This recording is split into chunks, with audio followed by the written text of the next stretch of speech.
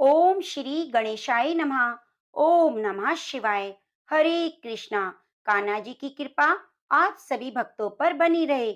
आप सभी का दिन शुभ और मंगलमय हो। आज कार्तिक मास के शुक्ल पक्ष की चतुर्थी तिथि है। शुक्ल पक्ष का भी बहुत अधिक महत्व होता है।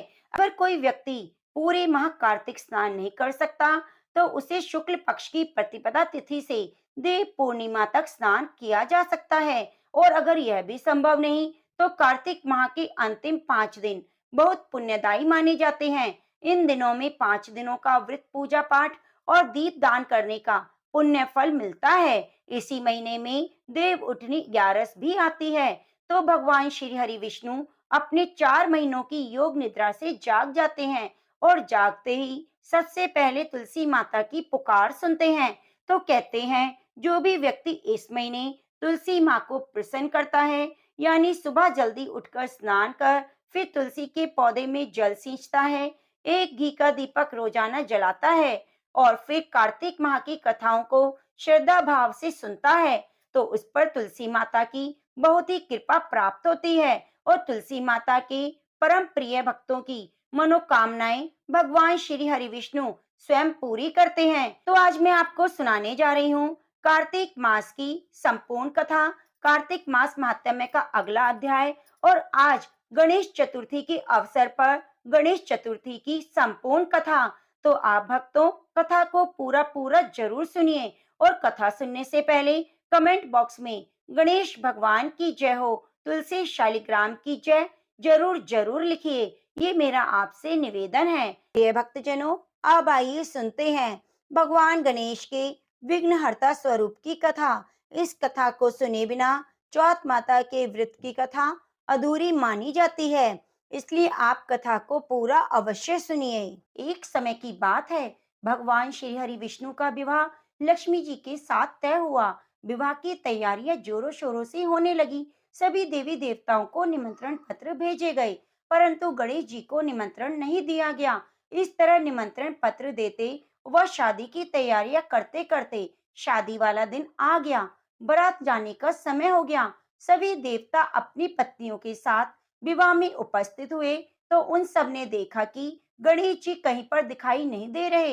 तो वे सारे के सारे आपस में चर्चा करने लगे, क्या बात है, गणेश जी को न्योता नहीं दिया गया या फिर गणेश जी आए ही नहीं। सभी को यह जानकर बड़ी हैरानी हो रही थी। तभी सभी ने विचार किया, चलो विष्णु जी के पास चलते हैं और उन्हीं से पूछते हैं। तो विष्णु जी के पास जाकर उन्होंने कहा, हम आपसे एक बात पूछना चाहते हैं कि आपने गणेश जी को बुलाया या नहीं। फिर वे अपनी इच्छा से आए ही नहीं। तो विष्णु जी कहने लगे, गणेश जी के माता पिता को हमने न्योता भेज दिया है, अगर वे आना चाहते हैं तो उनके संग आ जाएंगे, अलग से न्योता देने की जरूरत नहीं। दूसरी बात यह है कि उनको 1.25 मन मूंग, 1.25 मन चावल, 1.25 मन घी, 1.25 मन लड्डू का भोजन दिन भर चाहिए। अगर हम उन्हें बारात में लेकर जाएं तो उन्हें इस तरह खाता देखकर सारे लोग हम पर हंसेंगे। दूसरे के घर जाकर इतना सारा खाना पीना अच्छा भी नहीं लगता। इस तरह बात चल रही थी तो किसी ने सुझाव दिया कि अगर गणेश जी आ जाएं तो क्या द्वारपाल बनाकर घर पर बिठा देना, कह देना कि तुम घर का ध्यान रखना। गणेश जी को यह नहीं लगेगा कि उन्हें बुलाया नहीं। तो विष्णु जी को यह बात पसंद आई और उन्होंने गणेश जी को न्योता भेज दिया। न्योता मिलते ही गणेश जी बड़े प्रसन्न होकर सज धज कर आ पहुंचे। तो विष्णु जी कहने लगे, आप घर की रखवाली करना, घर की रखवाली के लिए कोई रिश्तेदार तो चाहिए, तो मुझे आपसे समझदार और जिम्मेदार कोई दूसरा नहीं लगा। तो यह सुनकर गणेश जी बहुत प्रसन्न हुए और गणेश जी को घर की रखवाली के लिए बिठा दिया। बारात वहां से चल दी। नारद जी ने देखा गणेश जी दरवाजे पर बैठे हैं और बारात सारी चली जा रही है। तो वे गणेश जी के पास गए, पूछने लगे, तुम बारात में क्यों नहीं जा रहे। तो गणेश भगवान कहने लगे, मुझे तो घर की जिम्मेदारी दी है, कोई समझदार आदमी घर की रखवाली के लिए होना चाहिए, इसलिए मैं यहाँ पर रुक गया हूँ। तो नारद जी कहने लगे, उन्होंने आपका अपमान किया है, विष्णु जी तो आपको बुला ही नहीं रहे थे। जब सबने पूछा तो वे कहने लगे कि उनके कान बड़े बड़े, सूंड मोटी मोटी, पेट बड़ा बड़ा, यह देखकर लोग हंसेंगे और उनका खाना कितना है सवा मन लड्डू, सवा मन चावल, सवा मन घी बारात में ले जाकर मेरे ससुराल वालों की तो बदनामी होगी। बारात में देखो कैसे बाराती आए हैं। तो ये सुनते ही गणेश जी को बहुत गुस्सा आया। नारद जी कहने लगे, अब आप ही बताओ मैं क्या करूं? नारद जी ने कहा, आप ऐसा करो कि आपकी मूषक सेना को आगे भेज दो। उनसे कहना आगे जाकर सारा रास्ता खोद डाले, जिससे उनके वाहन धरती में धंस जाएंगे। इस तरह से परेशान होंगे तो वे आपको सम्मान पूर्वक बुलाएंगे, क्योंकि विष्णु जी भूल गए हैं कि आप सर्वप्रथम पूजनीय हैं। तो गणेश जी ने नारद जी के कहते ही अपनी मूषक सेना को जल्दी से आगे भेज दिया और कहा कि सारी जमीन को खोद कर देना। तो चूहों ने जैसा गणेश जी ने बोला वैसा ही किया। जैसे ही विष्णु जी की बारात वहां से गुजरने लगी तो रथों के पहिए धरती में धंस गए। लाख कोशिश की परंतु पहिए ना निकले। सभी ने अपने अपने उपाय किए पर पहिए नहीं निकले, सभी जगह से टूट गए। अब किसी की समझ में नहीं आ रहा था कि वह क्या करे। उधर शादी का मुहूर्त निकला जा रहा था तो विष्णु जी बड़े ही परेशान थे। तब नारद जी वहां पहुंचे और कहा कि आप लोगों ने गणेश जी का अपमान करके अच्छा नहीं किया है। यदि उन्हें मनाकर लाया जाए तो आपके कार्य सिद्ध हो जाएंगे और आप पर आया संकट टल जाएगा। शंकर भगवान ने अपने दूत नंदी को भेजा। नंदी गणेश को लेकर आए। गणेश जी का आदर सम्मान के साथ पूजन किया। तब जाकर कहीं रथ के पहिए निकले। निकल तो गए पर जगह जगह से टूट फूट गए। अब उन्हें सही कौन करे? पास के खेत में एक खाती काम करता था। उसे समाचार भेजा गया कि सारे रथों के पहिए सही कर दो। वे अपने खेत का काम छोड़कर कारीगर का सारा सामान लेकर वहां आ गया। जैसे ही वह रथ के पास बैठा तो कहने लगा, श्री गणेशाय नमः। ऐसा कहकर गणेश जी की मन ही मन वंदना करने लगा। देखते ही देखते गणेश जी ने सभी पहियों को थोड़ी देर में ठीक कर दिया। तो वह देखकर नारद जी से कहा कि मैं आपसे एक बात पूछना चाहता हूँ कि आपने श्री गणेशाय नमः क्यों कहा? तो खाती ने कहा, हे देवताओं, आपने सर्वप्रथम गणेश जी को नहीं मनाया होगा, ना ही पूजा की होगी, इसलिए संकट आया। तो नारद जी विष्णु भगवान से कहने लगे, हमने गणेश जी को सर्वप्रथम पूजनीय बनाया था और आज ही हम उन्हें भूल गए। हमसे मूर्ख और अज्ञानी कौन हो सकता है? तो ये सुनते ही विष्णु भगवान गणेश जी से माफी मांगते हैं और गणेश जी की पूजा करते हैं, उनका ध्यान करते हैं। फिर सारे मिलकर गणेश जी का जयकारा लगाते हैं। यह सब देखकर गणेश जी बहुत प्रसन्न होते हैं और नारद जी भी गणेश जी की ओर देखकर मंद मंद मुस्कुराने लगते हैं। बारात वहां से चल पड़ी। भगवान विष्णु और लक्ष्मी का विवाह धूमधाम से संपन्न हुआ। वे सकुशल घर लौट आए। इसलिए कोई भी व्रत पूजा पाठ हो, गणेश भगवान को जरूर याद करना चाहिए। ज्यादा समय नहीं तो एक छोटी सी कहानी सुनकर भी शुभ आरंभ कर सकते हैं। तो प्रेम से बोलो गणेश भगवान की जय। एक बार भगवान शिव और माता पार्वती नर्मदा नदी के किनारे बैठे थे। वह माता पार्वती ने भगवान शिव से समय व्यतीत करने के लिए चौपड़ खेलने को कहा। शिव चौपड़ खेलने को तैयार हो गए, परंतु इस खेल में हार जीत का फैसला कौन करेगा, यह प्रश्न उनके सामने उठा। तो भगवान शिव ने कुछ तिनके एकत्रित कर उनका एक पुतला बनाकर उनकी प्राण प्रतिष्ठा कर दी और पुतले से कहा, बेटा, हम चौपड़ खेलना चाहते हैं, परंतु हमारी हार जीत का फैसला करने वाला कोई नहीं। इसलिए तुम बताना कि हम दोनों में से कौन जीता और कौन हारा। उसके बाद भगवान शिव और माता पार्वती का चौपड़ खेलना शुरू हो गया। यह खेल 3 बार खेला गया और संयोग से तीनों बार माता पार्वती की जीत हुई। खेल समाप्त होने के बाद बालक से हार जीत का फैसला करने को कहा गया। तो उस बालक ने महादेव को विजयी बताया। यह सुनकर माता पार्वती क्रोधित हो गई और क्रोध में उन्होंने बालक को लंगड़ा होने, कीचड़ में पड़े रहने का श्राप दे दिया। बालक ने माता पार्वती से माफी मांगी और कहा कि यह मुझे अज्ञानतावश ऐसा हुआ, मैंने किसी द्वेष भाव से ऐसा नहीं किया। बालक द्वारा क्षमा मांगने पर माता ने कहा, यहाँ गणेश पूजन के लिए नाग कन्याएं आएंगी, उनके कहे अनुसार तुम गणेश व्रत करो। ऐसा करने से तुम मुझे प्राप्त करोगे। यह कहकर माता पार्वती शिव जी के साथ कैलाश पर चली गई। 1 वर्ष बाद उस स्थान पर नाग कन्याएं आईं। तब नाग कन्याओं से श्री गणेश के व्रत की विधि मालूम करने पर उस बालक ने 21 दिन लगातार गणेश जी का व्रत किया। उनकी श्रद्धा से गणेश जी प्रसन्न हुए और बालक को मनवांछित फल मांगने को कहा। उस पर बालक ने कहा, हे विनायक, मुझ में इतनी शक्ति दीजिए कि मैं अपने पैरों से चलकर अपने माता पिता के साथ कैलाश पर्वत पर पहुंच सकूं। यह देखकर प्रसन्न हो, तब बालक को वरदान देकर गणेश जी अंतर्ध्यान हो गए। इसके बाद वह बालक कैलाश पर्वत पर पहुंच गया और कैलाश पर्वत पर पहुंचने की अपनी कथा उसने भगवान शिव को सुनाई। चौपड़ वाले दिन से माता पार्वती शिव जी से विमुख हो गई थी, अतः देवी के रुष्ट होने पर भगवान शिव ने भी बालक के बताए अनुसार 21 दिनों तक गणेश जी का व्रत किया।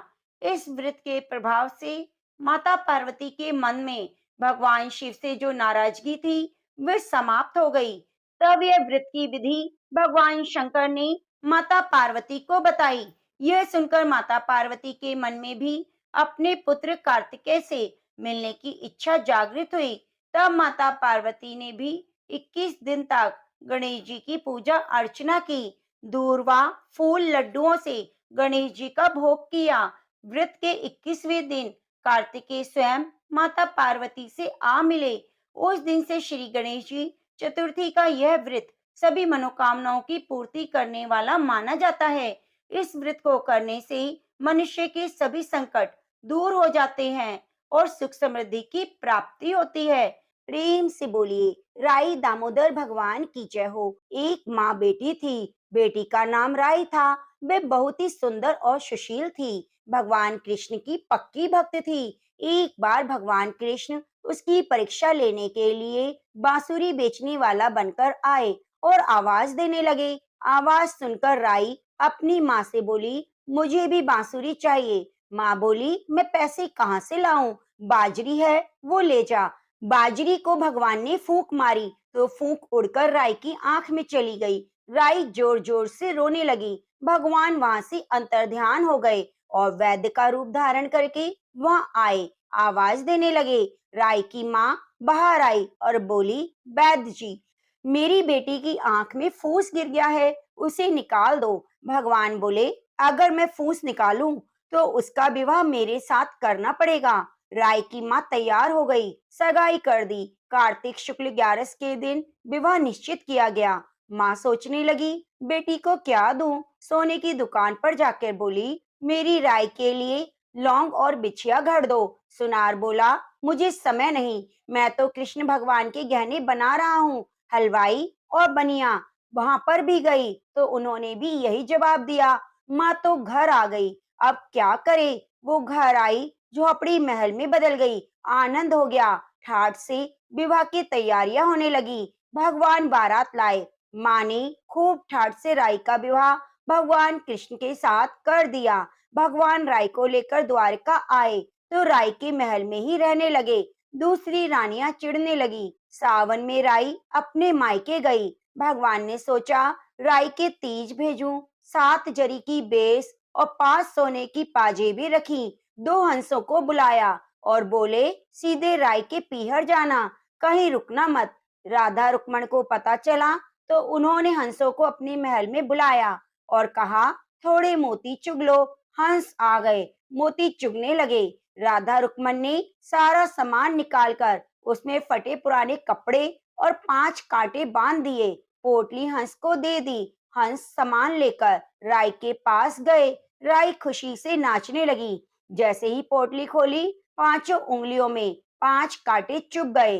राई बहुत दुखी हुई। सावन खत्म हुआ। भगवान लेने आए। राई भगवान से बोली नहीं। भगवान आए तो राई दूर दूर हो जाए। भगवान ने सोचा, कोई बात नहीं। राई फिर भी नहीं बोली। इतने पर भी राई भगवान को अपने महल में ले आते हैं। राई भगवान को भोजन में दही जरूर देती थी। एक दिन भगवान ने सोचा कि राई मुझसे बात नहीं करती, इसके लिए कोई योजना बनानी पड़ेगी। तो एक दिन भगवान बिल्ली का रूप धारण करके राई के महल में आए और सारी दही खा गए। अब राई दही कहाँ से लाए? भगवान गुजरी का रूप बनाकर दही बेचने आ गए। राई नीचे जाकर बोली, थोड़ा दही दे दो। गुजरी रूप भगवान बोले, राई तुम उदास क्यों हो? हमने सुना है आप भगवान से नाराज हैं। राई बोली, तुझे क्या मतलब, तू जा।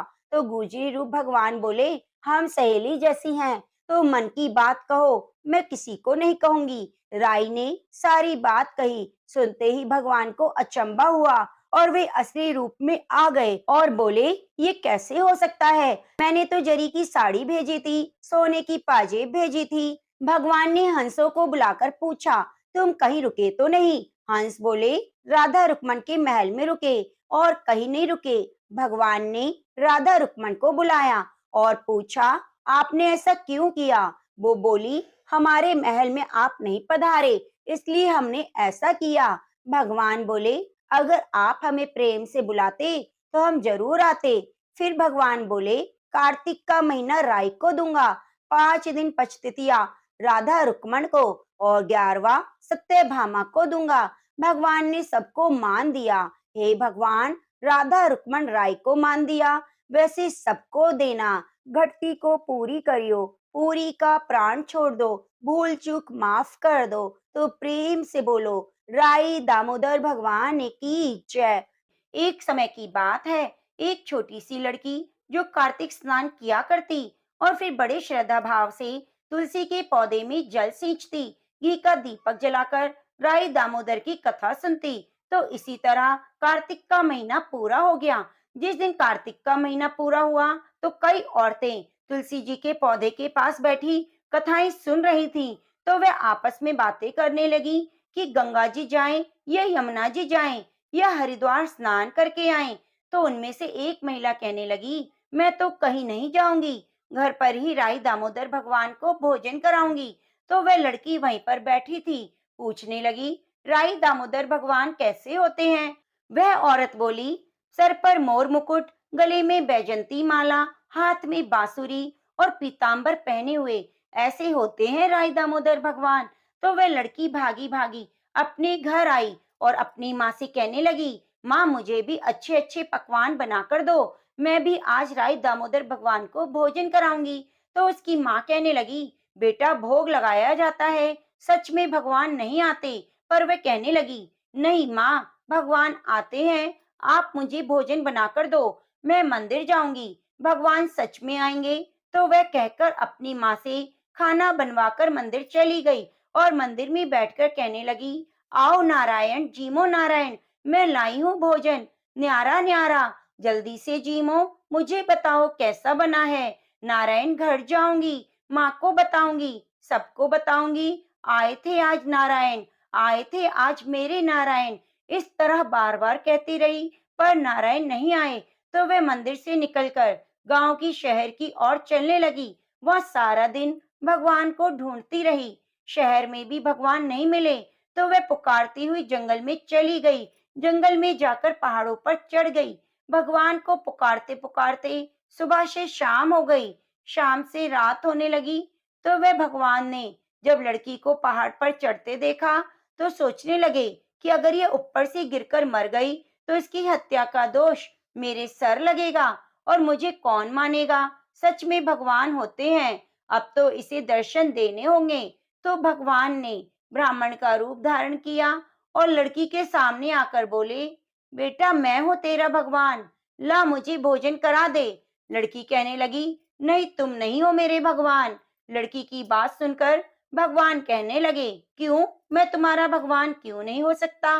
तुम्हारे भगवान कैसे होते हैं? तो वह लड़की बड़ी मासूमियत से कहने लगी, मेरे भगवान तो मोर मुकुट वाले, गल में बैजंती माला पहने हुए, हाथ में बांसुरी पीतांबर पहने हुए हैं। तो ब्राह्मण कहने लगे, अच्छा ऐसे हैं तुम्हारे भगवान, तो फिर ठीक है। ऐसा कहकर भगवान लड़की के सामने अपने चतुर्भुजी रूप में आ गए। तो भगवान को साक्षात अपने सामने देखकर लड़की बहुत खुश हुई और कहने लगी, हाँ हाँ, तुम ही हो मेरे राई दामोदर भगवान। अब वह छोटी सी लड़की आगे आगे भाग रही थी और भगवान पीछे पीछे जा रहे थे। वह भागते भागते अपने गांव पहुंची और सहेलियों से कहने लगी, देखो मेरे पीछे दामोदर भगवान आ रहे हैं, उसकी सहेलियां कहने लगी, चलो देखें तो सही दामोदर भगवान कैसे होते हैं। तो भगवान उसी समय अंतर्ध्यान हो गए। तो उस कार्तिक स्नान करने वाली लड़की के भाग्य में भगवान के दर्शन लिखे थे, तो उसे हो गए। राय दामोदर भगवान जैसे अपने लड़की को दर्शन दिए, वैसे सबको देना। जो भी कार्तिक स्नान करके आपकी इस कथा को सुने, उसके मनोरथों को पूर्ण करना। राय दामोदर भगवान की जय। मास में सुनी जाने वाली कार्तिक स्नान की कथा। एक समय की बात है, किसी गांव में एक साहूकार रहता था। उसके एक बेटा और बहू थे। साहूकार के बेटे की बहू कार्तिक महीने में रोजाना सुबह जल्दी उठकर गंगा स्नान के लिए जाती। उसका नियम था कि वह कभी भी पराये पुरुष का मुंह नहीं देखती। एक राजा का बेटा भी सुबह सवेरे गंगा स्नान के लिए जाता। यह देखकर हैरान होता कि मैं बहुत जल्दी आता हूँ स्नान करने, लेकिन कोई तो है जो मुझसे भी पहले आकर स्नान करके चला जाता है। तो राजा का बेटा रोजाना सुबह जल्दी आने की कोशिश करता, पर साहूकार की बहू उससे भी पहले स्नान करके चली जाती। ऐसा करते करते कार्तिक का महीना बीतने लगा। सिर्फ अंतिम 5 दिन बाकी बचे थे। साहूकार कहने लगा, अब तो मैं पता लगा कर रहूंगा कि कौन है इस तरह। वह सोचते हुए वो कार्तिक स्नान के लिए जा रहा था। तो साहूकार की बहू स्नान करके घर जा रही थी। जैसे ही साहूकार के बेटे की बहू को लगा कि कोई तो है, तो वह जल्दी जल्दी अपने घर जाने लगी। जल्दबाजी में उसकी माला मोजड़ी वहीं छूट गई, तो वह घर चली गई। और राजा का बेटा देखने लगा कि कोई तो था जो स्नान कर रहा था, अब कहाँ चला गया। इधर उधर देखने लगा, तभी उसकी नजर माला मोचड़ी पर पड़ी। तो उसने उठा ली और सोचने लगा, यह कोई औरत है जो मुझसे पहले स्नान करने आती है। जिस औरत की माला मोचड़ी इतनी सुंदर है, वह खुद न जाने कितनी सुंदर होगी। उसने पूरे गांव में मुनादी करवा दी कि जिसकी माला मोचड़ी है, वह 5 रात मेरे पास आएगी। अब राजा के बेटे का हुक्म था, तो कोई टाल नहीं सकता था और ना ही विरोध कर सकता था। तो सामने से साहूकार के बेटे की बहू ने कहलवा दिया, मैं 5 रात तो आऊंगी, लेकिन किसी को साख भरने के लिए बैठा देना। तो यह सुनकर राजा के बेटे ने एक तोते को पिंजरे में बंद करके गंगा किनारे पेड़ पर टांग दिया। बहू सुबह के समय आई, पहली पौड़ी पर पैर रखा और बोली कि हे कार्तिक के ठाकुर, राय दामोदर, पांचों पांडु, छठे नारायण, भीषम राजा, उस पापी को नींद आ जाए। तो इतना कहते ही राजा के बेटे को नींद आ गई। बहू सुबह नहा धोकर चलने लगी, तो तोते से कहने लगी, सुआ सुआ तेरे गल डालू हीरा मेरा, साख भरियो मेरा बीरा। सुआ बोला कि कभी कोई भाई भी अपनी बहन की साख भरता है क्या। तो वह कहने लगी, सुआ सुआ मैं सुबह तेरे पैरों में नेवर डालूंगी, साख भरियो मेरा देवर। तो सुए ने कहा, ठीक है भाभी, मैं आपकी साख भरूंगा। तो सुनकर वह बहुत खुश हुई और अपने घर चली गई। उसके जाने के बाद राजा का बेटा हड़बड़ाकर उठा और सुए से पूछने लगा, सुआ वो आई थी क्या, कैसी थी। सुआ बोला, आभा की बिजली, होली की झल, केला सी कामनी, गुलाब का सा रंग। तो ये सुनकर राजा का बेटा मन मचलने लगा और सोचने लगा कि मैं भी कैसा हूँ। वह आई और मैं सो गया, कल से मैं नींद नहीं लूंगा। अगले दिन राजा के बेटे ने सोचा कि आज मैं अपनी उंगली में चीरा लगा लेता हूँ ताकि मुझे नींद ना आए। तो अगले दिन राजकुमार ने अपनी उंगली चीरकर वहां बैठ गया। उंगली में बुरी तरह से दर्द हो रहा था, उसे नींद भी नहीं आ रही थी। उधर जैसे ही सुबह होने वाली थी, तो मुंह अंधेरे साहूकार की बेटे की बहू आई और भगवान से उसी तरह प्रार्थना करने लगी। कहने लगी कि हे कार्तिक के ठाकुर, राई दामोदर, पांचों पांडु, छठे नारायण, भीकम राजा, उस पापी को नींद आ जाए। तो राजा के बेटे को नींद आ गई और साहूकार के बेटे की बहू ने स्नान किया और जाते समय तोते के पास आई और कहने लगी, सुआ सुआ तुम मेरी साख भरी हो, मैं तुम्हारे पैरों में नेवर डालूंगी। तो सुए ने कहा, ठीक है भाभी। तो ये सुनकर वह घर चली गई। उसके जाते ही राजा का बेटा नींद से जागकर बैठ गया। तो उसने तोते से पूछा, सुआ सुआ वह आई थी क्या। सुए ने कहा, हाँ आई थी। तो राजकुमार सोचने लगा, मुझे क्या हो गया है? जब वो आती है, मुझे नींद आ जाती है। आज मैं बिना बिस्तर के बैठूंगा, सारी रात बैठे बैठे बिताऊंगा। इस तरह तीसरे दिन साहूकार के बेटे की बहू स्नान करने आई और फिर भगवान से प्रार्थना की और राजकुमार को नींद आ गई। जब वह नहाकर जाने लगी, तो वह आंख बंद करके चली गई। राजकुमार जब उठा, तो वह जा चुकी थी। तो राजकुमार फिर से सोच में पड़ गया। वह सोचने लगा, आज मैं अंगीठी जलाकर बैठूंगा, जिससे मुझे नींद ना आए। तो फिर वह रात को अंगीठी रखकर बैठ गया। साहूकार की बहू आई और वह भगवान से प्रार्थना करने लगी, भगवान आपने 3 रातें तो निकाल दी, अब चौथे दिन भी मेरी रक्षा करना। साहूकार के बेटे को नींद आ गई और साहूकार की बहू स्नान करके चली गई। तो आंख खुलते ही उसने देखा, सुबह हो गई, वहां कोई नहीं था। वह सोचने लगा, आज की रात मैं बिल्कुल नहीं सोऊंगा। आज मैं अपनी आंखों में मिर्ची डालकर बैठूंगा, ताकि मुझे नींद ना आए। तो साहूकार की बहू फिर आई। उसने भगवान से उसी तरह प्रार्थना की कि भगवान आज मेरा चौथा दिन है, आज भी मेरी लाज रखना। तो भगवान की कृपा से उसे नींद आ गई और वह स्नान करके चली गई। सुबह जब तोते से राजकुमार ने पूछा, तो वही बात बताई, वह तो आई थी और स्नान करके चली गई। तो राजकुमार सोचने लगा कि आज मैं बिना बिस्तर बिछाए गंगा किनारे बैठकर निगरानी करूंगा। आज जाने नहीं दूंगा, क्योंकि आज तो पांचवा और अंतिम दिन है। इस तरह विचार करके बैठ गया। साहूकार के बेटे की बहू आई और भगवान से प्रार्थना करने लगी कि भगवान आज तो पांचवा दिन है, मेरी रक्षा करना। तो वह पतिव्रता नारी थी और बड़े ही नियम से कार्तिक स्नान करती थी। तो भगवान ने उसकी मुराद सुन ली। उस दिन राजकुमार को नींद आ गई और वह स्नान करके आई और स्नान करके वापस जाने लगी। तो उसने अपनी आंखें बंद कर ली और तोते के पास आकर कहने लगी, सुआ सुआ इस पापी को कह देना, पांचों रातें पूरी हो चुकी हैं, अब वह मेरी माला मोचड़ी घर पर भिजवा दे। तो सुबह राजकुमार की आंख खुली। उसने तोते से पूछा, क्या वह आई थी? तो तोते ने कहा, हाँ आई थी और एक बात कहकर गई है। उसने कहा है, 5 रात पूरी हो गई, अब मेरी माला मोचड़ी भिजवा दो। यह सुनकर राजकुमार सोचने लगा, वह तो सच्ची थी, तभी तो भगवान ने उसका सत रखा। फिर राजकुमार भी अपने घर चला गया। कुछ समय के बाद में राजकुमार को कोढ़ हो गया और कोढ़ की वजह से राजकुमार का शरीर बुरी तरह से जलने लगा। वह बुरी तरह से चीखता चिल्लाता, तो राजा ने उसकी हालत देखी नहीं जाती। राजकुमार के एक बेटा था। जब भी किसी को वैद्य को बुलाते, तो उसका इलाज करवाने की कोशिश करते, तो रोग उतना ही ज्यादा बढ़ जाता। यह देखकर वैद्य ने कहा, राजन इसकी बीमारी हमारी समझ में नहीं आती, आप किसी अच्छे पंडित से पूछिए। तो राजा ने पंडितों को बुलाकर पूछा कि मेरे बेटे का शरीर क्यों जल रहा है। जैसे ही मैं इसका इलाज कराने की कोशिश करता हूँ, यह और ज्यादा जलने लगता है। बताओ इसका क्या कारण है? तो पंडितों ने देखकर बताया कि आपके बेटे ने पतिव्रता नारी पर बुरी नजर डाली है, उसी की वजह से इसकी यह हालत हो गई, इस रोग से यह पीड़ित हुआ है।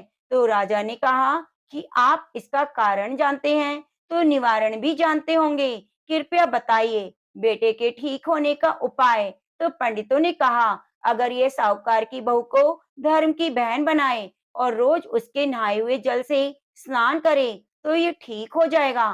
तो राजा साहूकार की बहू की माला लेकर साहूकार के घर गया और बोला, यह माला आपकी पुत्र वधू की है, मैं इसे लौटाने आया हूँ, आप इस माला को रख लीजिए और मुझ पर एक बहुत बड़ा एहसान कीजिए कि आपकी बहू जब स्नान करे, तो उसके स्नान के हुए पानी से मेरे बेटे को नहला देना। तो साहूकार कहने लगा, मेरी बहू किसी पराये पुरुष का मुंह नहीं देखती, तो तुम तो नहलाने की बात कर रहे हो। राजा ने सारी बात साहूकार को बताई कि मेरे बेटे ने किस तरह आपकी बहू पर बुरी नजर डाली थी और उसी की वजह से आज कोढ़ से पीड़ित है, तिल तिल करके मर रहा है। यही उपाय है जिससे मेरा बेटा बच जाएगा। अगर आप यह कर सकते हैं, तो आपका बड़ा उपकार होगा। इस तरह राजा दीन विनती करने लगा तो साहूकार कहने लगा, आपके बेटे को स्नान करने के लिए आगे नाली के बिठा देना। जब मेरी बहू स्नान करेगी तो नीचे नाली से पानी उसके ऊपर गिर जाएगा, जिससे वह स्नान कर लेगा। राजा को बहुत अजीब लगा, पर क्या कर सकता है। राजकुमार ने ऐसा ही किया, तो सजा तो उसे मिलनी ही थी। जैसा साहूकार ने कहा था वैसा राजा ने किया। स्नान घर के आगे नाली के ऊपर बेटे को बिठा दिया। जैसे ऊपर स्नान घर में साहूकार के बेटे की बहू स्नान करती तो पानी राजकुमार के ऊपर आकर गिरता। उसके सारे पाप नष्ट हो गए और शरीर चंदन सा हो गया। तो उसके ठीक होते ही साहूकार के बेटे की बहू से माफी मांगी और कहा, आज से तुम मेरी बहन हो, मैं तुम्हारा भाई हूँ। मेरे पिछले सारे अपराध क्षमा करो। आज से मैं दोबारा ऐसी गलती नहीं करूंगा, किसी के साथ नहीं करूंगा। इस तरह कार्तिक स्नान करने से भगवान श्री हरि ने साहूकार की पुत्र वधू की रक्षा करी। पंच देवता, जैसे आपने साहूकार के बेटे की बहू का सत रखा, वैसे सभी का रखना। जो भी पतिव्रता नारी कार्तिक स्नान करे, पति धर्म के नियमों का पालन करे, उसके सुहाग और सौभाग्य की हमेशा रक्षा करना। जय हो पंच देवता। पूनो नहाई पड़वा नहाई, पांच रतन पंच तीरथ, पंच भीकम नहाई। एक टका मेरी गांठ में सुनियो, रघुराई आधे का लाई आंवला, आधे की राई। राई दामोदर सांवला, जिसने सृष्टि रचाई। राजा के घर उतरी, उतरी बन आई। राजा लाया ब्याह के, रानी बन आई। चार चक्कर चार मक्कर, चार दिए की लौ। मैं तुझसे पूछूं श्री कृष्ण जी, कब निस्तारा होए। जब आएगा कार्तिक का महीना, तब निस्तारा होए। कार्तिक मास में सुनी जाने वाली कार्तिक स्नान की कथा। इस कथा को सुनने से पांचों कथाओं का एक साथ पुण्य मिल जाता है। एक ब्राह्मण ब्राह्मणी थे। वे गंगा जमुना नहाने के लिए 7 कोस पैदल चलकर जाते थे, जिससे ब्राह्मणी बहुत थक जाती। एक दिन ब्राह्मणी बोली, यदि हमारा कोई बेटा होता तो घर में बहू आती, घर में सारा काम करा हुआ मिलता, खाना बना हुआ मिलता, कपड़े धुले मिलते। ब्राह्मणी की बात सुनकर ब्राह्मण बोला, तूने बड़ी बात कही, लो मैं तेरे लिए बहू ला देता हूँ। तू एक पोटली में चून बांध दे, उसमें थोड़ी सी मोहर अशर्फी डाल दे। ब्राह्मणी ने ऐसा ही किया। पोटली लेकर ब्राह्मण चल दिया। कुछ दूरी पर जमुना जी के किनारे लड़कियां अपने अपने मिट्टी के घर बना बनाकर खेल रही थी। उनमें से एक लड़की बोली, मैं तो अपना घर नहीं बिगाड़ती, मुझे तो ये रहने के लिए चाहिए। वही लड़की ब्राह्मण के मन को भा गई। ब्राह्मण मन में सोचने लगा कि यह लड़की कितनी समझदार है। वह उस लड़की के पीछे चल दिया।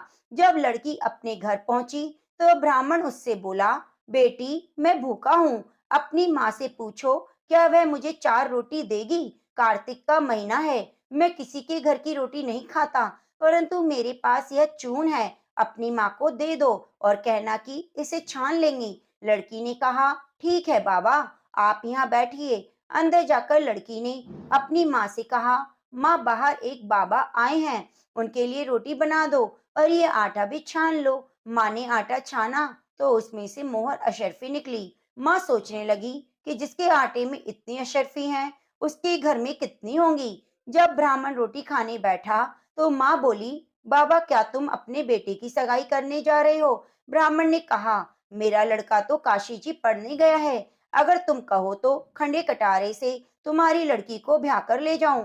माँ बोली, अच्छी बात है। ब्राह्मण उसे ब्याह कर ले आया। घर आकर ब्राह्मण बोला, रामू की माँ किवाड़ खोल, देख मैं तेरे लिए बहू लाया हूँ। ब्राह्मणी बोली, दुनिया तो बोली मारती है, अब आप भी मारने लगे। हमारे तो 7 जन्म भी बेटा नहीं हो सकता, तो बहू कहाँ से आएगी। ब्राह्मण ने कहा, नहीं तू दरवाजा खोल। ब्राह्मणी ने दरवाजा खोलकर देखा तो सचमुच सामने बहू खड़ी थी। सास आदर के साथ बहू को अंदर ले आई। अब तो ब्राह्मण और ब्राह्मणी नहाने जाते, पीछे से बहू सारा काम करती, खाना बनाती, कपड़े धोती, वापस आने पर उनकी सेवा करती। इस तरह बहुत समय बीत गया। सास बोली, बहू चूल्हे की आंच ना बुझने दीजो, मटके का पानी ना खत्म होने दियो। एक दिन चूल्हे की आंच बुझ गई। बहू भागकर पड़ोस के घर गई। पड़ोसन से बोली, मेरी चूल्हे की आंच बुझ गई है, मुझे थोड़ी सी आँच दे दो, मेरे सास ससुर आते होंगे, सुबह 4 बजे के गंगा जमुना नहाने गए हुए हैं। पड़ोसन बोली, तू तो बावली है, तुझे तो यूं ही उठाकर ले आए, इनके तो 7 जन्म तक कोई बेटा नहीं। बहू बोली, इनका बेटा तो काशी जी पढ़ने गया है। पड़ोसन ने कहा, नहीं ये झूठ बोल रहे हैं। बहू ने पड़ोसन से पूछा, अब मैं क्या करूं? पड़ोसन ने कहा, अब वो आए तो उन्हें जली हुई रोटी देना, अलनी दाल देना, खीर की कलछी दाल में और दाल की कलछी खीर में डाल देना।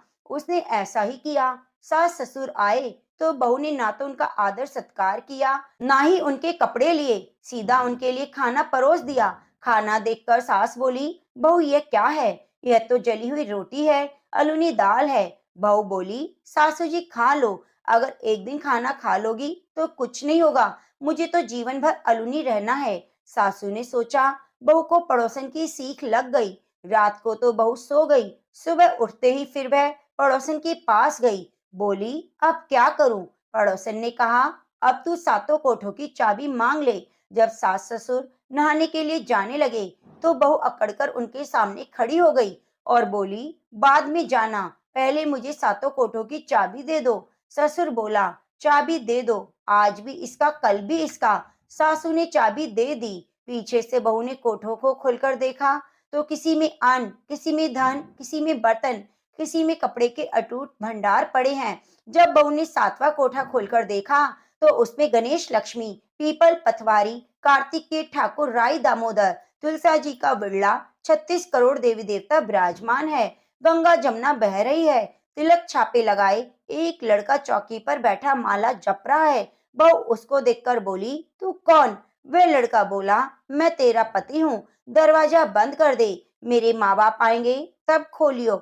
यह देखकर बहू खुश हो गई। उसने तरह तरह के भोजन बनाए, 16 श्रृंगार किया। सास ससुर आए, उन्हें खाना खिलाया, कपड़े धोए, सेवा की। ब्राह्मण बोला, बहू तो धन देखकर राजी हो गई। बहू सास के पैर दबाती हुई बोली, माँ जी, आप हर रोज इतनी दूर गंगा जमुना नहाने जाती हो, थक जाती होगी, घर पर ही नहा लिया करो। सास बोली, अरे बहू, घर में भी कभी गंगा यमुना बहती है। बहू बोली, हाँ माँ जी, चलो मैं दिखाती हूँ। उसने सातवां कोठा खोलकर दिखाया। 36 करोड़ देवी देवता विराजमान है। गणेश लक्ष्मी, पीपल पथवारी, तुलसा, कार्तिक के ठाकुर, राई दामोदर, शिव पार्वती आदि 36 करोड़ देवी देवता विराजमान है। गंगा जमुना बह रही है। तिलक छापे लगाए एक लड़का चौकी पर बैठकर माला जप रहा है। माँ बोली, तू कौन? लड़का बोला, माँ मैं तेरा बेटा हूँ। माँ बोली, दुनिया कैसे जानेगी कि तू मेरा बेटा है? तू कहाँ से आया है? लड़का बोला, मुझे तो कार्तिक के देवता ने भेजा है। माँ बोली, बेटा ये दुनिया कैसे जानेगी कि तू मेरा बेटा है? उसने पंडित से पूछा तो वह बोला, परली पार पे बहू बेटा खड़े हो, इस पार पर बुढ़िया खड़ी हो, चांद की अंगिया पहने हो, छाती में से दूध की धार निकले, बेटे की दाढ़ी मूछ भीगे, पवन से गठजोड़ा बंधे तो सब जाने ये बुढ़िया का बेटा है। उसने ऐसा ही किया। चांद की अंगियां फट गई, छाती में से दूध की धार निकली, बेटे की दाढ़ी मूछ भीग गई, पवन पानी से बेटे बहू का गठजोड़ा बंध गया। यह देखकर ब्राह्मण ब्राह्मणी बहुत खुश हुए। हे कार्तिक के ठाकुर भगवान कृष्ण जी, जैसे ब्राह्मण ब्राह्मणी को दिया वैसे सबको देना, जैसे उनकी इच्छाएं पूरी करी वैसे सबकी करना, कहानी कहने सुनने वाले, हुंकारा भरने वाले की करना। तो प्रेम से बोलो कार्तिक के राई दामोदर की जय। तो चलिए अब सुनते हैं नगर बसेरे की कथा, जो हमें कार्तिक मास में जरूर सुननी चाहिए। दो दोस्त थे, एक जाट का और एक भाट का।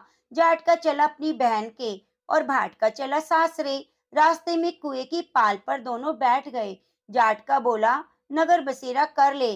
भाट का बोला, तू नगर बसेरा कर, मैं तो सासरे जा रहा हूँ, मेरी वहां खूब खातिर होगी, सो तू कर। जाट कुएं की पाल पर बैठकर पानी की घंटी और चावल का दाना लेकर आराम करने लगा और कहने लगा, नगर बसेरा जो करे सो मल धोवे पाँव, ताता मांडा तापसी देगी मेरी माँ, माना देगी मावसी देगी द्वारका का वास, मीठा मीठा घास वृंदावन का वास, 5 कुलटी छठी रास मेरो जुबड़ो श्री कृष्ण के पास, डालू पानी हो जाए घी झट से निकल जाए मेरा जी, ऐसा कहकर वह चल पड़ा। जाट की बहन ने बूरा चावल परोसकर खूब बातचीत की। भाट का जब अपने ससुराल पहुंचा तो आग लगी पाई। आग बुझाते बुझाते उसका मुंह भी काला हो गया, हाथ भी। रोटी मिली ना पानी। पड़ोसन आई और बोली कि जवाई आया है, उसकी पूछ कर लो। सास ने कहा, क्या करूं, मेरा तापड़ा भुपता चला गया। पड़ोसन ने रोटी और छाछ दी, उसे खा ली। शाम को दोनों फिर मिले। जाटके ने पूछा, क्या हुआ? भाट का बोला, मेरे ससुराल में आग लगी हुई थी, उसे बुझाते बुझाते मेरे हाथ पांव काले हो गए, रोटी मिली ना पानी। जाट का बोला, मेरी तो खूब खातिर हुई, मैंने कही थी ना नगर बसेरा कर ले। अब कर ले। भाट का बोला, मैं अभी नहीं करूंगा, तेरी मावसी है, पता नहीं रोटी देगी या नहीं देगी। मेरी तो माँ है, दही की छुंचली चूरमा की पेड़ी धरी पावेगी। भाट ने नहीं किया, परंतु जाटके ने नगर बसेरा किया। नगर बसेरा जो करे सो मल धोवे पाँव, टाटा माड़ा तापसी देगी मेरी माँ। माँ देना मावसी देगा द्वारका का वासी, मीठा मीठा घास वृंदावन का वास। पांच कुल्टी छठी रास मेरो जीव श्री कृष्ण के पास। डालू पानी हो जाएगी छट से निकल जाए मेरा जी, करके चल पड़ा। जाट जब घर पहुंचा तो उसकी मावसी ने खूब लाड प्यार किया। भाट जब घर पहुंचा तो उसकी भैंस खो गई। बाप एक लाठी धरे एक उठावे, बोला कि ससुराल गया तो वहां आग लगा दी, यहाँ आया तो भैंस खो दी। ले भैंस खोज कर ला, तभी रोटी पानी मिलेगी। भाट भैंस को सारा दिन ढूंढता रहा, परंतु भैंस नहीं मिली। बाजार में फिर दोनों मिले तो जाट ने पूछा, क्या खबर है? भाट बोला, मेरे घर पहुंचते ही भैंस खो गई, उसी दिन से ढूंढ रहा हूँ, रोटी का ठिकाना नहीं। जाट बोला, मैंने तो कहा था ना नगर बसेरा कर ले। भाट का बोला, तेरे नगर बसेरे में इतना गुण है तो अब कर लेता हूँ। दोनों नगर बसेरा करने लगे। नगर बसेरा जो करे सो मल धोवे पाँव, टाटा माड़ा तापसी देगी मेरी माँ। माँ देना मावसी द्वारका का नाथ, मीठा मीठा घास वृंदावन का बास। पांच कुल्टी छठी रास मेरो जीव श्री कृष्ण के पास। डालू पानी हो जाएगी छट से निकल जाए मेरा जी। ऐसा कहकर दोनों आगे चल दिए। थोड़ी दूर जाने पर भाट को अपनी भैंस मिल गई, लेकर घर आया। माँ ने कहा, लड़के को घर घुसते ही निकाल दिया, सारा दिन हो गया भूखा मरता। उसकी खूब अच्छी तरह जिमाया, फिर अपनी ससुराल में पहुंचा। ससुराल में गया तो बोले, जमाई साहब बहुत दिनों में आए, कैसे हमारी बेटी को लेने के लिए? तो बोला, जब तो आया था जब आग लग रही थी। बोली कि आग लगाते क्यों आए हो? बेटी लेने आए हो, बेटी ले जाओ। खूब ले दे के विदा की। तो सारी नगरी में ढिंडोरा पिटवा दिया कि सब कोई कार्तिक मास में पीहर सासरे आते जाते नगर बसेरा जरूर करे। तुलसी शालिग्राम भगवान की जय हो। एक बार किसी गांव में हरिदास नाम का एक किसान रहता था। वह भगवान कृष्ण की बहुत पूजा करता, उनका बहुत बड़ा भक्त था। लगभग हर महीने वह वृंदावन जाता, वह भगवान के पेड़ों को भोग लगाता। वृंदावन में भगवान श्री कृष्ण को पेड़ों को भोग जरूर लगाया जाता है, क्योंकि यह भगवान कृष्ण के प्रिय भोगों में से एक है। वह किसान भगवान को भोग लगाने के बाद बचे हुए पेड़े प्रसाद रूप में घर लाता और आसपास के लोगों में बांट दिया करता। लगभग कई सालों से यह कर्म चल रहा था। एक दिन वह किसान वृंदावन में बांके बिहारी जी के दर्शन करने जा रहा था। तभी रास्ते में उसने एक हलवाई की दुकान देखी, जिस पर एक तरह की खास मिठाई बन रही थी। उसे देखकर हरिदास को कुछ समझ नहीं आया, तो वह हलवाई से पूछने लगा, अरे भैया, आप ये कौन सी मिठाई बना रहे हो? हलवाई बोला, भैया इसे खुरचन कहते हैं। खुरचन और यहाँ की सबसे मशहूर मिठाई है और नंदलाला को बहुत पसंद है, जरा खाकर तो देखो। तो हरिदास बोला, नहीं, मैं पहले अपने कान्हा जी को भोग लगाऊंगा, उसके बाद खाऊंगा। एक काम करो, तुम पेड़ों की जगह आज मुझे यही मिठाई दे दो। हलवाई से खुरचन लेकर वह किसान मंदिर पहुंच गया। बांके बिहारी जी की पूजा की और भोग लगाकर वापस गांव आया। उसके बाद तो वह हर महीने कान्हा जी को खुरचन का भोग लगाने लगा। इसी बीच मौसम बदला, गर्मियां शुरू हो गई। फिर एक बार वृंदावन जाने लगा तो रास्ते में उसी हलवाई की दुकान पर पहुंच गया, लेकिन इस बार उसे उस दुकान पर खुरचन नजर नहीं आई जिसका भोग वह कान्हा जी को लगा रहा था। हरिदास ने हलवाई से पूछा, भैया आज खुरचन नजर नहीं आ रही, क्या बात है? हलवाई बोला, भैया गर्मियों में दूध की कमी हो जाती है और खुरचन बनाने में बहुत सारा दूध लगता है, इसलिए गर्मियों में खुरचन नहीं मिलती। यही नहीं, पूरे वृंदावन में आपको नहीं मिलेगी। आज खुरचन की जगह तुम पेड़े ले जाओ। किसान कहने लगा, अरे भैया मैं तो कान्हा जी को खुरचन का ही भोग लगाऊंगा। आप एक काम करो, मेरे लिए थोड़ी खुरचन बना दो। सुनकर हलवाई बोला, अरे खुरचन नहीं बन सकती, उसे बनाने में पूरा दिन लग जाता है। ना तो हमारे पास इतने छोटे बर्तन हैं जिसमें थोड़ी सी खुरचन बन जाए। आप मेरी बात मानो, कान्हा जी को पेड़ों का भोग लगा दो। किसान ने सोचा, लगता है इस बार कान्हा को खुरचन का भोग नहीं लगेगा, चलो पेड़े ही लगा देता हूँ।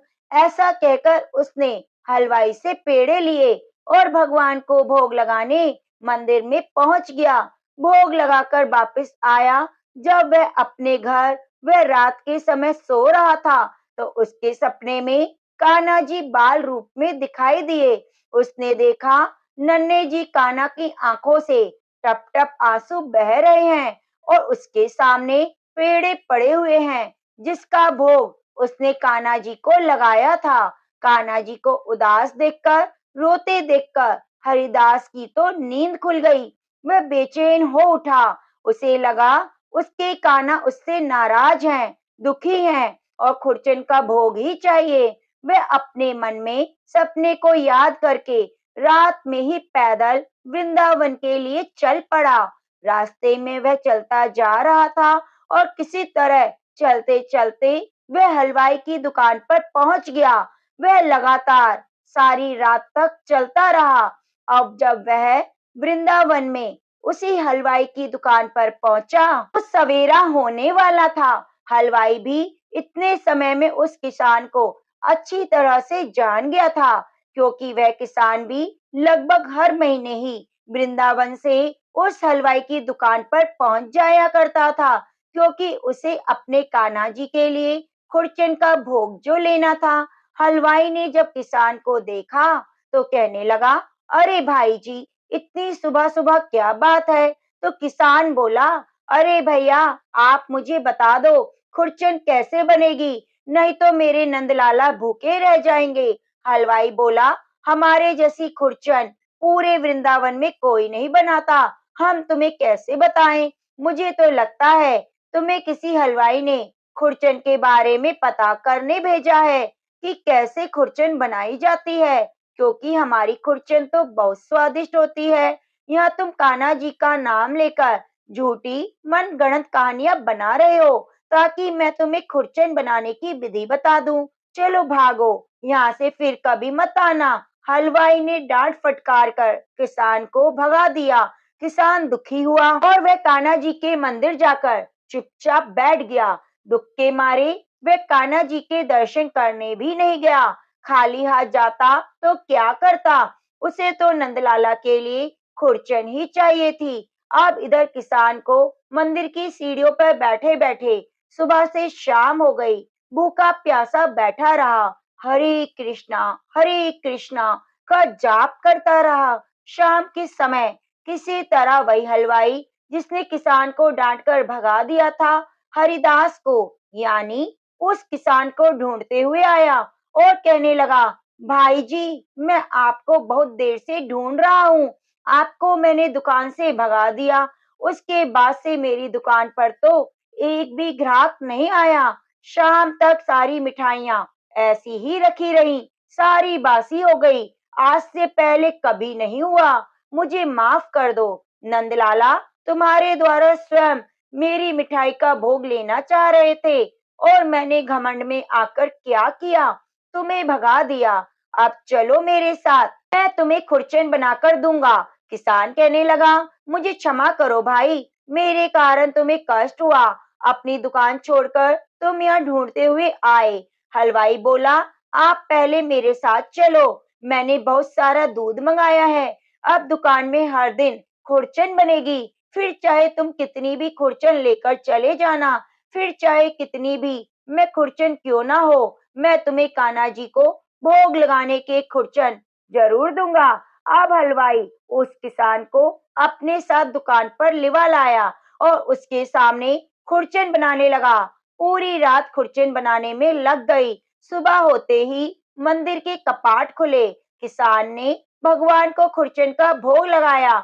उस हलवाई ने सारी खुरचन प्रसाद रूप में बांट दी। अब किसान के मन में जो बेचैनी थी, उदासी थी, वह दूर हो गई, क्योंकि उसके नंदलाला ने उसके हाथ से खुरचन का भोग जो ग्रहण किया था, वह स्वीकार कर लिया।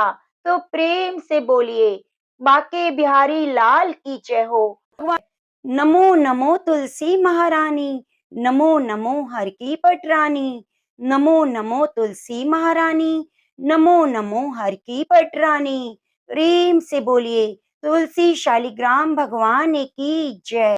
एक कन्या थी। जब वह थोड़ी बड़ी हुई, उसको समझ आने लगा, तब से वह तुलसी माता की पूजा करने लगी।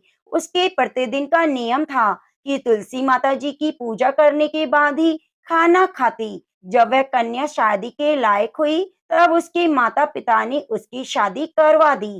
कन्या को उसके माता पिता ने दहेज में एक तुलसी का गमला दिया। ससुराल में वह प्रतिदिन सवेरे उठती, पूजा करती, उसके बाद ही खाना खाती। उसकी दो जेठानियां थी, वे दोनों उसका मजाक उड़ाती कि बड़ी नियम धर्म वाली बनती है। उन दोनों को उससे बहुत ईर्ष्या होती, इसलिए वे दोनों तुलसी जी का गमला छुपा देती। वह कन्या बड़ी मुश्किल से गमला ढूंढ कर लाती और अच्छे से पूजा करती, फिर खाना खाती। वह गमला ढूंढ कर लाती तो एक दिन उसकी जिठानियों ने क्या किया कि गमला ही दूर फेंक दिया। कन्या ने खूब ढूंढा, पर उसे गमला नहीं मिला। वह बहुत परेशान हुई। उस दिन तो खाने में उसने कुछ भी नहीं खाया, क्योंकि उसका नियम था कि जब तक वह तुलसी माता की पूजा नहीं करेगी, वह कुछ नहीं खाएगी। उस कन्या की सच्ची भक्ति देखकर तुलसी माता उससे बहुत प्रसन्न हो गई और कमरे में तुलसी माता का गमला प्रकट हो गया। अगले दिन सुबह जब उठी तो क्या देखती है, उसकी खाट के चारों कोनों पर तुलसी माता का गमला आ गया है। यह देखकर वह बहुत प्रसन्न हो गई। अब मेरी तुलसी माता को कोई चुरा नहीं सकेगा। पूजन करने के लिए भी कहीं जाना नहीं पड़ेगा। कोई मेरी तुलसी माता को फेंकेगा भी नहीं। वह तो जल्दी से उठकर स्नान करती और तुलसी माता का पूजन कर लेती। जब वह खाना खाने बैठी तो उसकी जिठानियां मजाक करने लगी। लो, देवरानी जी का नियम धर्म पूरा हो गया। उससे पूछती है, तुलसी जी की पूजा कर ली क्या? देवरानी बोली, हाँ कर ली। जेठानिया बोली, कहाँ से करी? गमला तो फेंक दिया। देवरानी कहती है, देख लो मेरे कमरे में खाट पर तुलसा जी लगी है। जेठानिया बहुत शर्मिंदा हुई और बोली कि देवरानी, तेरी भक्ति सच्ची है, हमने तुझे बहुत परेशान किया, हमें माफ कर दो। देवरानी उन्हें माफ कर देती है। हम भी तुलसी माता से प्रार्थना करते हैं, हे तुलसी माता, जैसी कृपा आपने देवरानी पर करी, वैसे सभी पर करना। तो प्रेम से बोलिए, तुलसी माता की जय। भक्तजनों, अब आइए सुनते हैं लपसी तपसी की कथा। यह कथा हमें हर कथा कहानी में जरूर सुननी चाहिए। एक लपसी था, एक तपसी था। तपसी तो भगवान की तपस्या करता।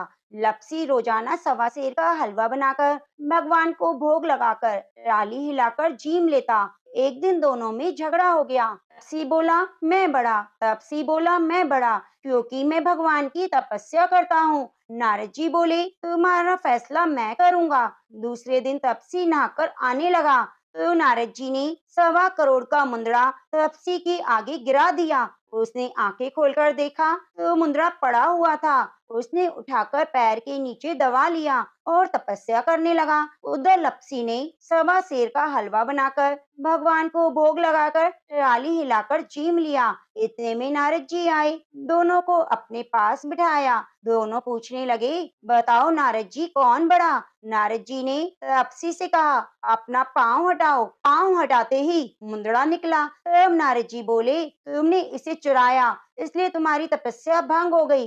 लपसी बड़ा है। लपसी कहने लगा, मुझे मेरी तपस्या का फल कैसे मिलेगा? नारद जी बोले, तेरी तपस्या का फल कार्तिक नहाने वाले देंगी। सब कहानी कहकर तेरी कहानी नहीं कहेंगी। कार्तिक का फल तुझे मिलेगा। धोती देकर अंगोछा नहीं देंगी तो उसका फल तुझे मिलेगा।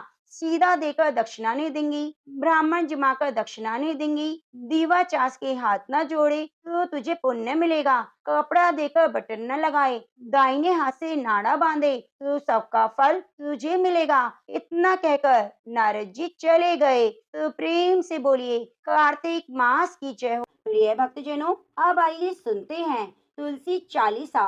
तुलसी महारानी करू बिन सिर नाए, जो मम हो संकट विकट दीजिए माति नशाए। नमो नमो तुलसी महारानी, महिमा अमित न जाए बखानी।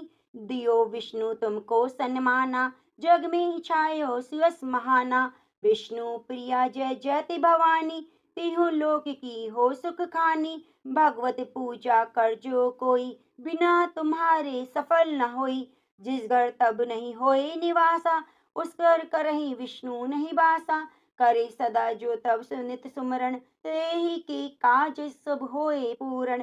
कार्तिक मास महात्म्य तुम्हारा, ताको जानत सब संसारा। तब पूजन जो करे कुंवारी, पावे सुंदर वर सुकुमारी।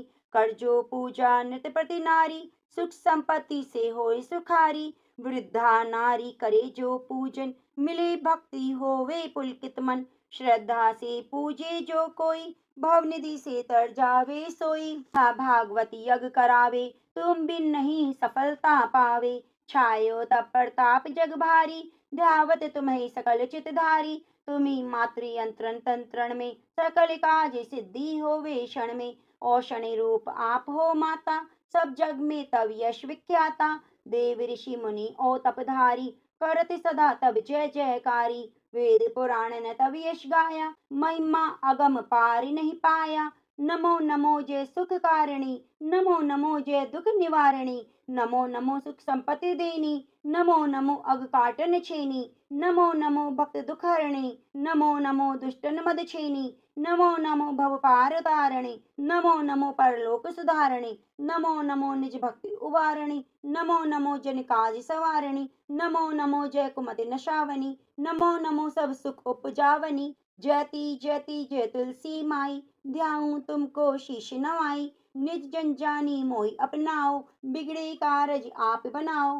करूं विनय मैं मात तुम्हारी, पूर्ण आश करो हमारी। शरण चरण कर जोरी मनाओ, निज दिन तेरे ही गुण गाऊं। करूं मात अब मोह पर दाया, निर्मल होए सकल मम काया। मांगू मात यह वर दीजे, सकल मनोरथ पूर्ण कीजे। जानू नहीं कछु नेम अचारा, क्षमो मात अपराध हमारा। 12 मास करे जो पूजा, सम जग में और न दूजा। प्रथम गंगा जल मंगवावे, फिर सुंदर स्नान करावे। चंदन अक्षत पुष्प चढ़ावे, धूप दीप नैवेद्य लगावे। करे आचमन गंगा जल से, ध्यान करे निर्मल हृदय से। पाठ करे चालीसा की, स्तुति करे मात तुलसा की। यह विधि पूजा करे हमेशा, ताकि तन नहीं रहे कलेशा। करे मास कार्तिक का साधन, सोबे नित पवित्र सिद्ध हुई जाहि। यह कथा माँ सुखदाई, पढ़े सुने सो पवतर जाई। यह श्री तुलसी चालीसा, पाठ करे जो कोई। गोविंद सो फल पावही, जो मन इच्छा होए। प्रेम से बोलिए, तुलसी माता की जय हो, शालिग्राम भगवान की जय हो। प्रिय भक्तजनों, कथा को अंत तक सुनने के लिए आपका बहुत बहुत धन्यवाद। आप हमारे चैनल को सब्सक्राइब जरूर कीजिए, क्योंकि नित्य प्रति कार्तिक मास की कथाएं, व्रत त्योहार की कथाएं और साथ में भगवत गीता का भी हम रसपान कराने जा रहे हैं। तो आप हमारे चैनल को सब्सक्राइब करके चैनल पर कथाओं को सुनना न भूलें। धन्यवाद।